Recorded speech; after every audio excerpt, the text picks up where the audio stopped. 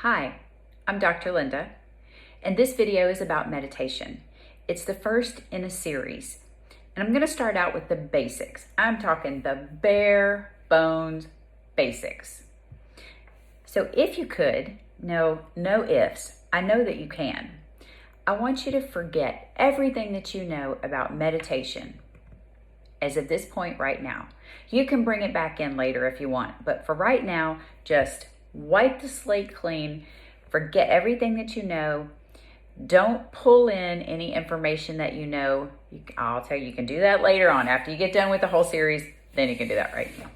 No, because sometimes when we're learning new things, we pull in the old information without letting somebody know or checking to see if it's good to pull in that information or when to do it or even if it's accurate. So there is no doubt that you probably know something about meditation.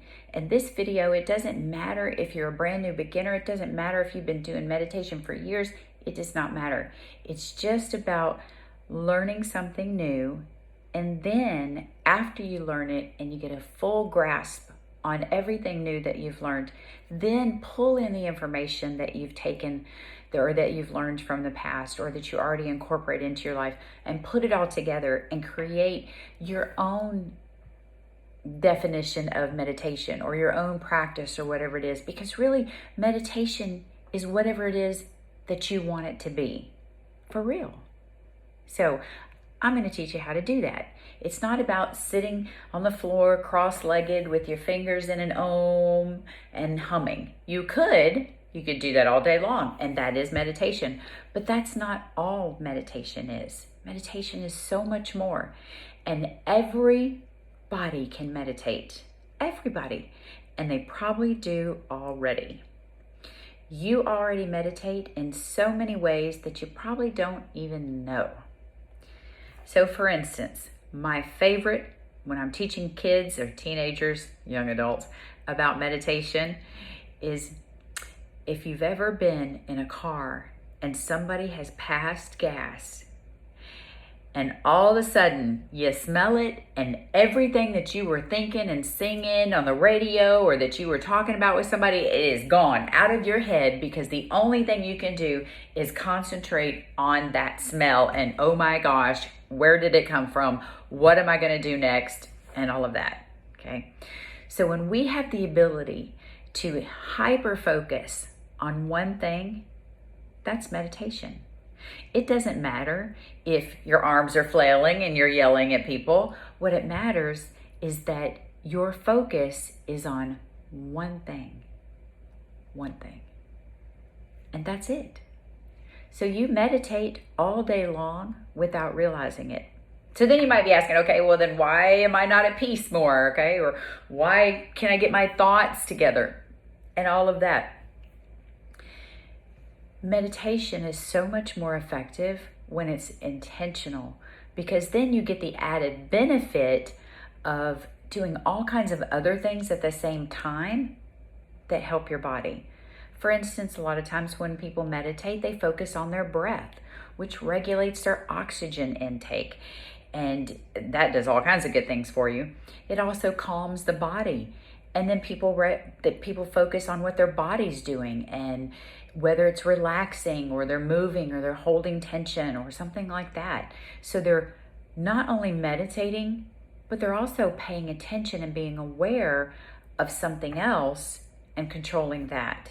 So you get all kinds of extra benefits when you do meditation in quiet, but you don't have to. Okay?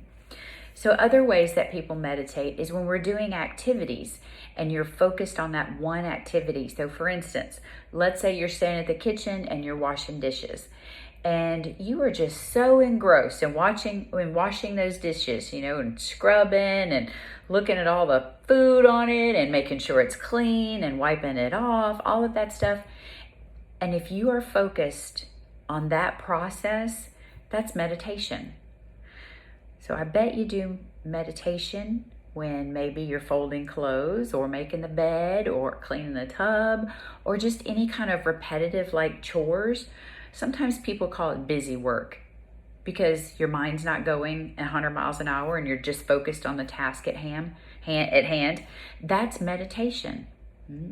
So then you might be saying, well, okay, I could clean house all day long and I don't feel calm and relaxed and peaceful. Well, we also think about a million other things when we're doing those chores, when we could be focusing on just the chore. I can go wash dishes all day long and not give one thought or focus to the dishes. I can look and see, oh, it's clean, good, throw it over here. That's it.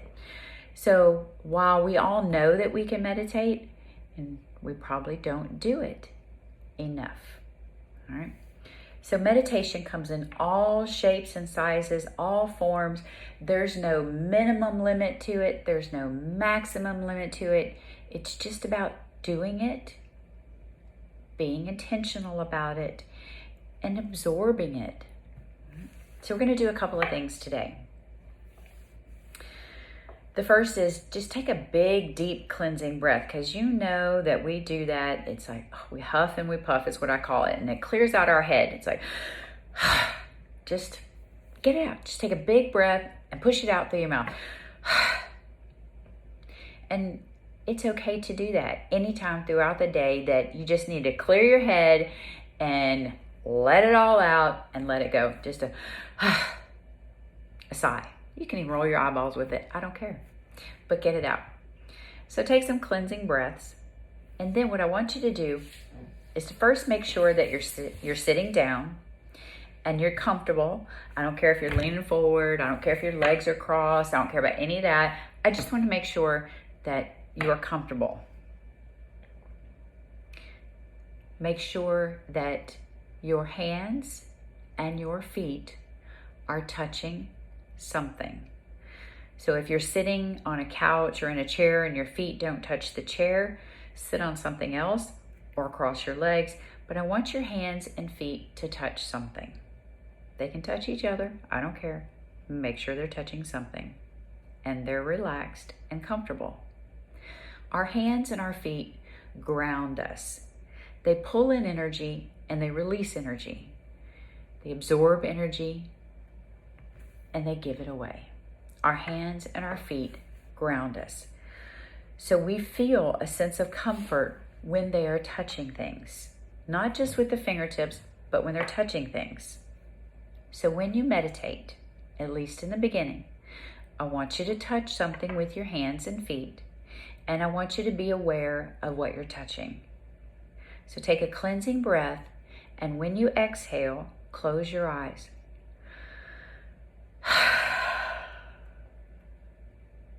And now you're just going to let your breath flow naturally. And I want you to bring your attention to your hands. What part of your hand is touching something? Is it the whole hand or the fingers?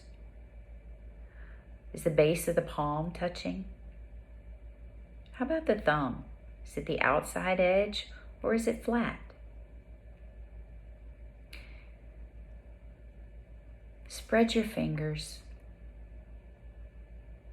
and press them into whatever they're touching. And then just release. And just let them rest gently wherever they are. And then notice how light they feel. Bring your attention to your feet. What are your feet touching? Do they feel heavy? Are they cold? Maybe they're warm. Maybe they're dry. Could they use some lotion? Take a breath and draw your attention to your feet. And as you exhale, imagine your feet just being warm and soft and light. Just relax them. Go ahead and open your eyes. We did, I don't even know if that was a minute or maybe it was even less. And the only thing we did was draw our focus onto something specific. And we set the stage by making sure that our hands or our feet were touching something. So we paid attention to how we were setting the stage, and then we drew our attention to our hands and feet by first closing the eyes so it blocks out the senses of sight. Now, this meditation, you were listening to my voice, which helps you hone in on the sense of sound, what you hear. Your hands and your feet, we honed in on what they were touching. So we used several senses. We used what we heard, what we felt, what we didn't see. Heard, felt, sight. I feel like I'm missing one. I know we didn't do taste. Oh, and smell. So we didn't do taste and smell, right? But we incorporated 3 of the senses in that meditation technique. When you can incorporate more senses, you're more likely to stay or to get in the zone and to stay in the zone. So incorporate some senses. So we set the stage by closing the eyes, focusing on my voice or me talking, and touching our hands and feet on something or together. We incorporated all of those senses, and then we drew our attention to it. We went from the breath to the feet and the hands, what they were feeling, and then we went back to the breath, and that's where you ended. Right? That's as easy as meditation is. And the benefit of that is that it clears everything else out. So you can do it for, let's say you do it for 15 seconds. Now, all that did was clear everything out of working memory. And it probably came right back. Let's say you did it for 30 seconds. You're going to be a little more focused. You're going to have, the wheels are going to start turning. Let's say you did it for a minute. And now your wheels are warmed up. They're turning, and they're just about ready to go by themselves, right? It's like you get in the zone and you keep going, and it doesn't take long.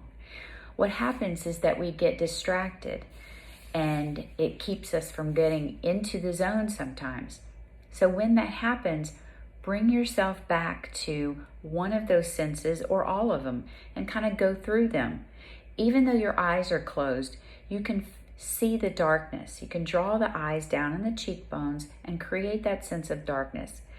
So if you are in the zone or you're getting in the zone and somebody comes in the house and slams the door and you hear them, and that distraction of the senses being hurt, your audible sense, takes you away, you bring it back. You bring it back by the breath. You can listen for the breath. You can do whatever it is that you want to do, but come back to the senses, all right? Take a breath, cleanse it out, push it out through the mouth. This time, leave your eyes open. And I want you to draw your attention to your knees. Wherever your legs are, what do your knees feel like? Can you feel them? Are they bent? Are they straight? Do they hurt? Do they just feel nothing? That's it. You don't even have to answer the questions. So you can meditate wherever you are, no matter what you're doing. You're sitting in a crowded room. 8 million people are talking. You're supposed to be listening. You can't because you're hot and whatever the case is. You can't sit there and close your eyes and meditate because people might think you're asleep, right? That wouldn't be so good. You might lose your job. But you can draw your attention to a certain body part and ask yourself those questions in your head. It's like, do my knees hurt? Do they feel warm? Are they bent? And it just takes you out. You could ask yourself 100 questions, and you're clearing your mind of everything else that's going on around you. Okay? All right. Lessons for today. Meditation. Get rid of everything that you know in the past. We're starting from scratch. You can do it anywhere. It doesn't matter how long you do it. The longer, the better. We'll learn that. And you can do it with your eyes open. You can do it with your eyes closed. It also involves your senses. And the more senses that you incorporate into your meditation, the more in the zone you can go. All right. I want you to practice that no matter how much. You could practice it every hour, 10 hours, every 10 hours. I don't care. Just practice it, because the more you do it, the more you notice. Because when you first put your hand down, it's like, oh yeah, my hand's touching the table. Well, no, my hand's not just touching the table. My fingertips are touching, my fingers are not. The outside edge of my thumb is touching, but my palm is raised. The base of my thumb and then just above my wrist are touching, with extra weight on the outside edge of the pinky at the base of the pinky. You notice a lot the more you do. Okay, stay tuned for part 2 in meditation, coming at you hopefully soon.